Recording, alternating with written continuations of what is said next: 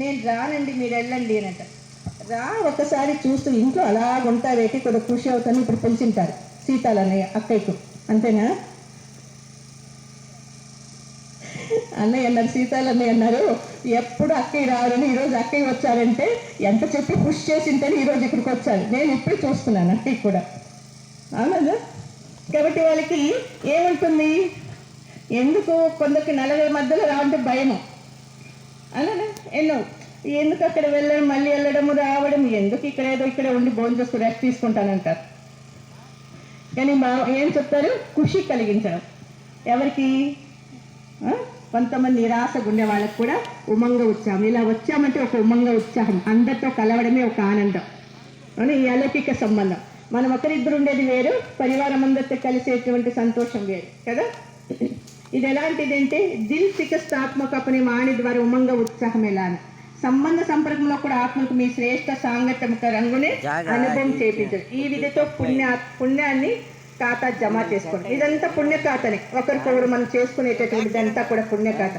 ఈ జన్మలో ఇంత పుణ్యం జమ చేసుకుంటే అర్ధకలం పుణ్యం తాలూకా ఫలం తాలూకా ఖాతాను అర్ధకలం మన జడ చిత్రానికి పాపాత్ములు వాతావరణం ద్వారా పాపాల నుండి ముక్తులు అవుతారు. మందిరాలకి ఆనందం కలిగించడము, సంతోషం కలిగించడము, సంతృప్తి కలిగించడం గుర్తుగానే దేవతల దగ్గరికి వెళ్ళి ఏం చేస్తారు, పాపం నుండి విముక్తులు అవుతారు. ఒకటి పతిత పావనిగా అవుతారు. కాబట్టి బాబ్దాదా ప్రతి ఒక్క బిడ్డ తాలూకా జమ అయిన పుణ్య ఖాతాని ఈరోజు చూస్తూ ఉన్నారు. అచ్చా అంటే పార్కింగ్ అది విఐపి ఇక్కడ ఉండే స్పెషల్ వాళ్ళు అది కూడా ఇప్పుడు ఇది కూడా బాప్దాదాకి रूहानी बच्चों को नमस्ते. रूहानी बच्चों की रूहानी बापदादा को याद प्यार गुड मॉर्निंग और नमस्ते. लाख लाख शुक्रिया बाबा, शुक्रिया शुक्रिया. Thank you. వరదానం.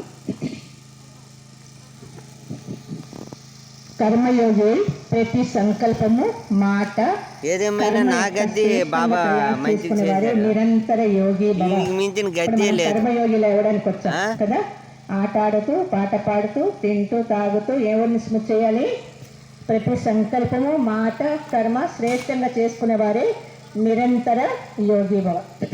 కర్మయోగి ఆత్మ తాలూకా ప్రతి కర్మ కూడా యోగయుక్తంగా యుక్తాయుక్తంగా ఉంటుంది. ఒకవేళ సాయంకాలం అక్కడికే తెలుసుకోండి ఇది దీనికి అనమాట.